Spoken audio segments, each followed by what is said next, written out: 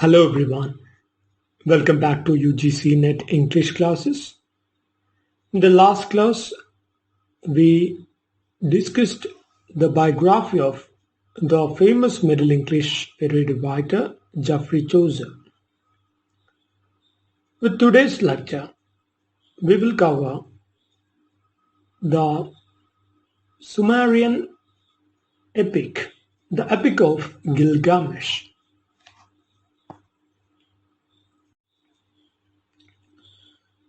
So the work Epic of Gilgamesh came around 2150, or we can say 2000 BCE.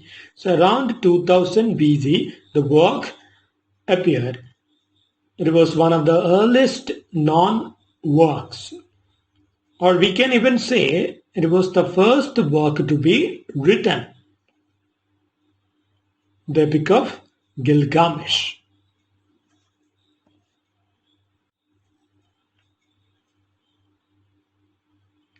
So the points you remember, first of all, it is an Eastern story. It is not a Western story or not an English story. It was an Eastern story. The story comes from Asian countries, the countries of Asia, and written around 2150 or 2000 BCE. It is an epic poem from ancient Mesopotamia. That means Mesopotamia means especially Iraq. Other than Iraq, it also covers some other parts of the countries like Turkey and Syria. So in modern day Mesopotamia, it is divided among Iraq, Eastern Turkey and Northeastern Syria. These are all Asian countries. The Epic of Gilgamesh is an Asian story.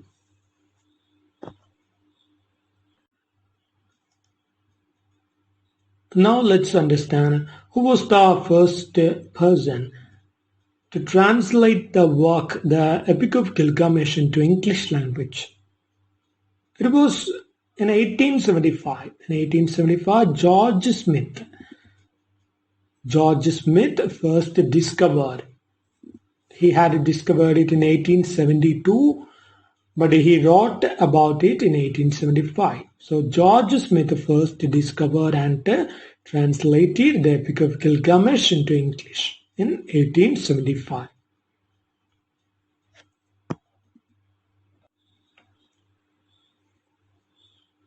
And it was written not by a single author. It was written by different scribes, different people contributed to the story in different time periods. So it was not composed by a single author.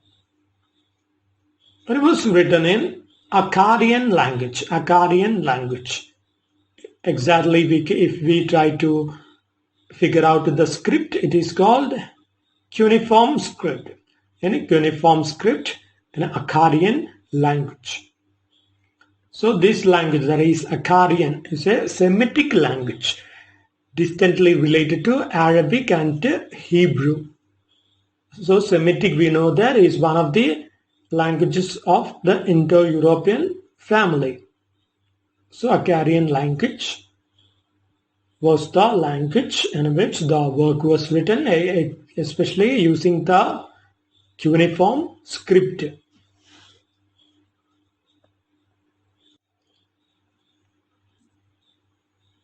And this epic was written on clay tablets.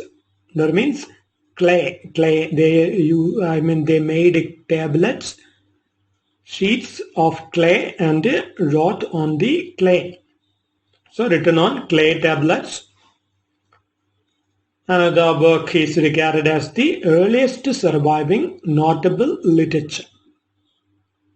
And the work, that means the Epic of Gilgamesh story, influenced the Old Testament and also Homeric epics. So the Bible stories, some of Bible stories were influenced by the Epic of Gilgamesh, and also the famous writer Homer was also inspired from the Epic of Gilgamesh for his own epic, Homer's epics, the Iliad and the Odyssey.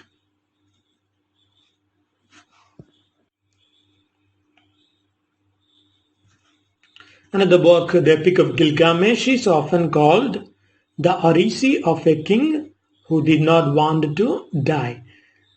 So it is often called the Odyssey of a king who did not want to die. It contains a flood narrative as in the Bible story about Noah.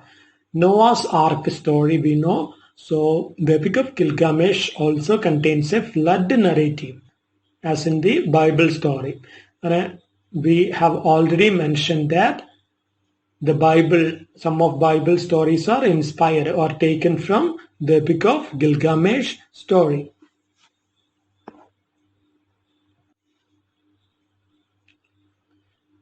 When we analyze the main themes of the work, the main themes include exploration of friendship, death, and the hope for immortality, along with its meditations on the nature of humanity, divinity, and the community.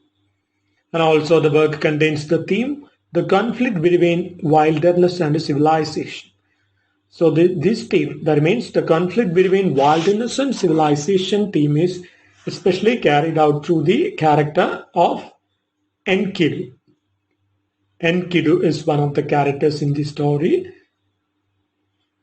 So the main themes include exploration of friendship, death, and the hope for immortality, along with its meditations on the nature of humanity, divinity, and community. The conflict between wilderness and civilization shown through the character of Enkidu.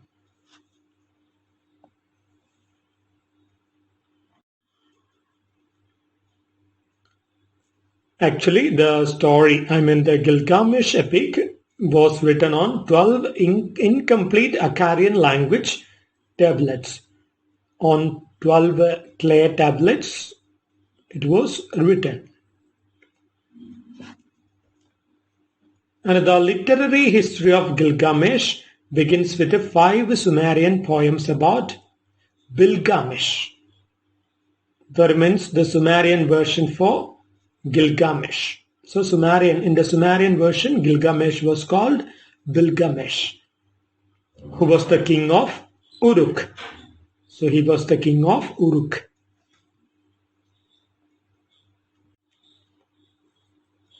So Sumeria means modern day Iraq.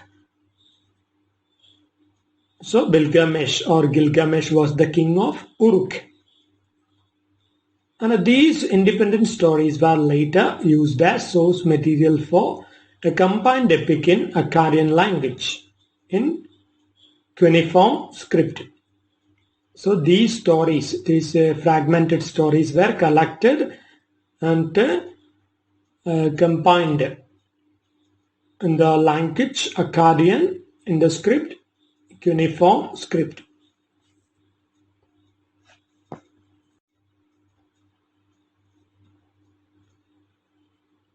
When we try to, categorize the stories into different parts, we can categorize it into 9 main parts.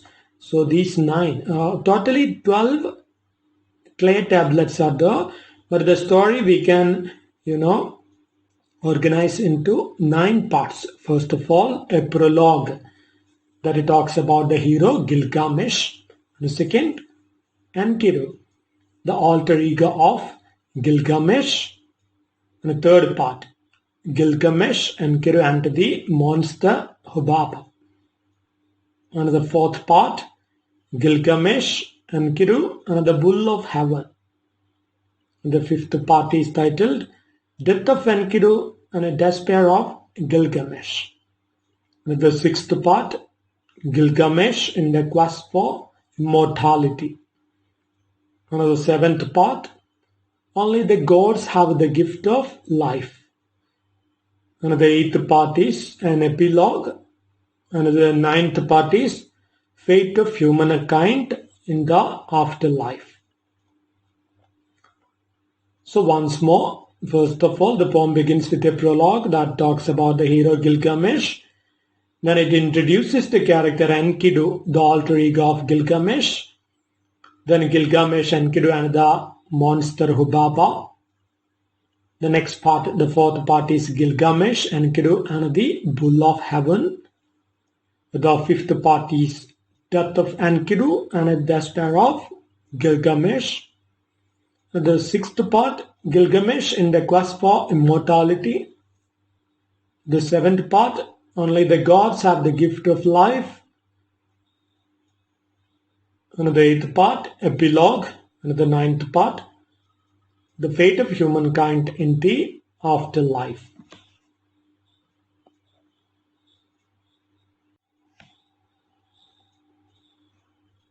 The poem begins with the lines. The beginning lines we have to remember, just to remember the lines. I will proclaim to the world the deeds of Gilgamesh. This was the man to whom all things were known. This was the king who knew the countries of the world. So the poem begins with these lines, the prologue.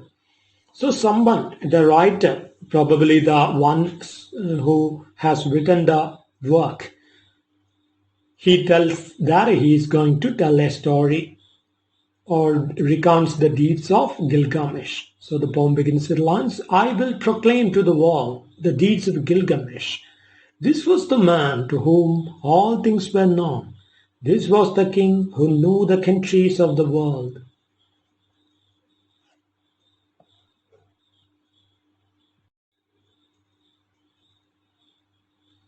So Gilgamesh was 2/3 god and 1/3 man. That means he was more a god-like creature than a human being. So he was a god-like person. That's why he's called a 2/3 god and a 1/3 man. So more a god than a human being. He was referred to as a judge of the underworld. And later he came to be called as the king of the underworld. So first he was referred to as a judge of the underworld and later as the king of the underworld.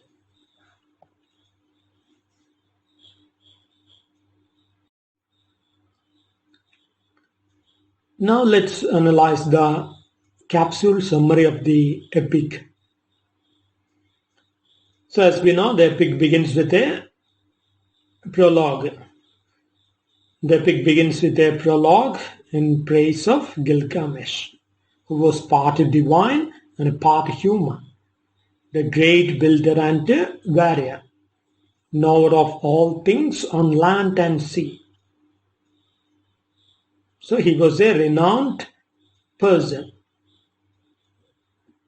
In order to curb Gilgamesh's seemingly harsh rule, the god Anu causes the creation of Enkidu, a wild man who at first lives among animals. So Gilgamesh was a powerful ruler. So in order to control Gilgamesh, gods created a creature called Enkidu, who first lived among animals, but he later he was civilized. So after Enkidu becomes civilized through sexual initiation with a shaman, he travels to Uruk, where he challenges Gilgamesh to a test of strength. So Enkidu had a sexual initiation with the person Shamat. And after he becomes civilized, he travels to Uruk and he challenges Gilgamesh.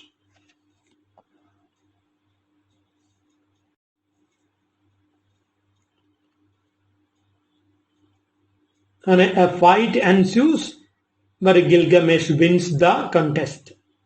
Nonetheless, the two become friends. So contrary to God's expectations, Gilgamesh wins the fight and he and Enkidu become friends.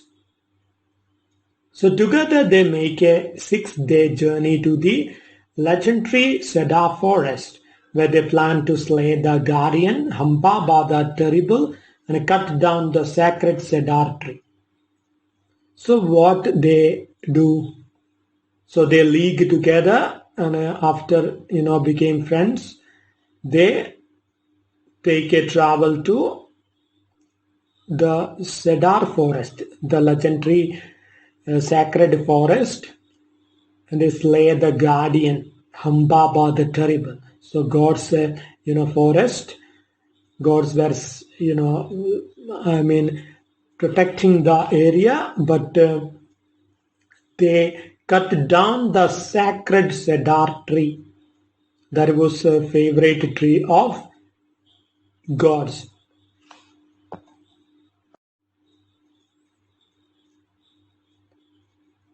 So the goddess Ishtar sends the bull of heaven to punish Gilgamesh. So after Gilgamesh and Enkidu cut down the cedar tree, the gods become angry, and the goddess Ishtar sent the bull of heaven to punish Gilgamesh. And Gilgamesh and Enkidu killed the bull of heaven. But what happened? Again, contrary to the expectations of the goddess, Gilgamesh and Enkidu together killed the bull of heaven, the sacred bull they kill.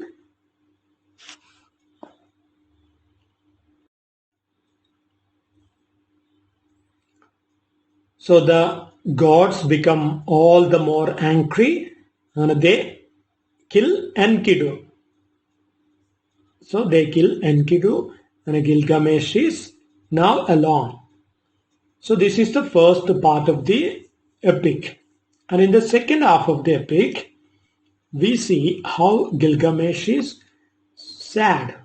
So in the second half of the epic, distress over Enkidu's death causes Gilgamesh to undertake a long and perilous journey to discover the secret of eternal life. So after watching, Enkidu's death, Gilgamesh, became so upset. He feels that his own death is imminent. So in order to escape from his death, what he does, he undertakes a journey to discover the secret of eternal life. He wants to live forever. So with this hope, he goes in search of the discovery of the secret of eternal life.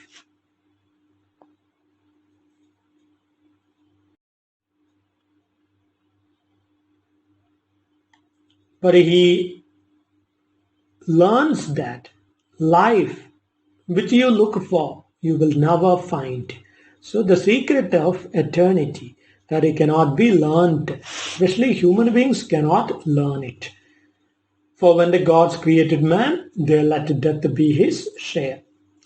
When gods created man, they have also written his fate that ends with his death sentence, his last day.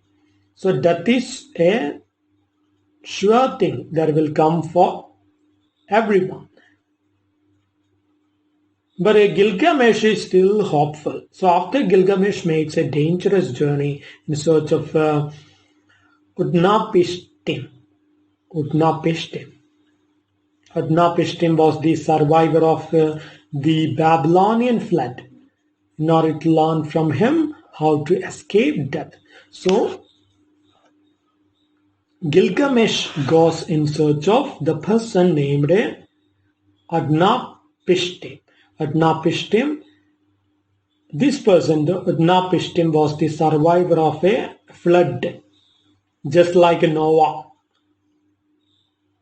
So Utnapishtim is sometimes called the Sumerian Noah. So Gilgamesh goes to see this person so that he can also learn the ways to stay alive forever.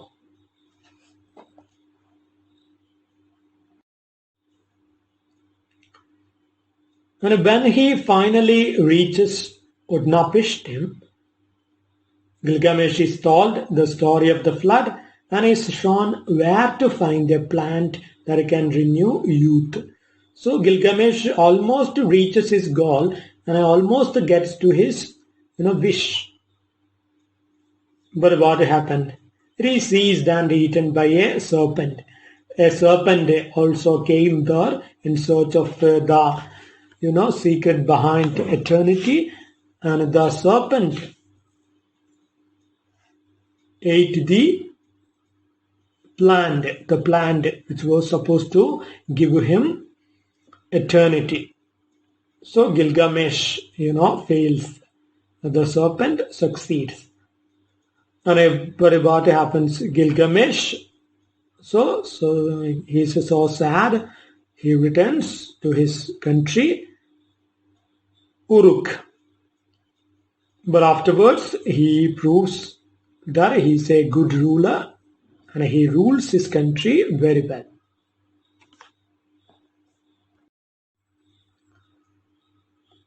So that was the Epic of Gilgamesh. In the next class, we will discuss one old English poem, Caravan's Hymn.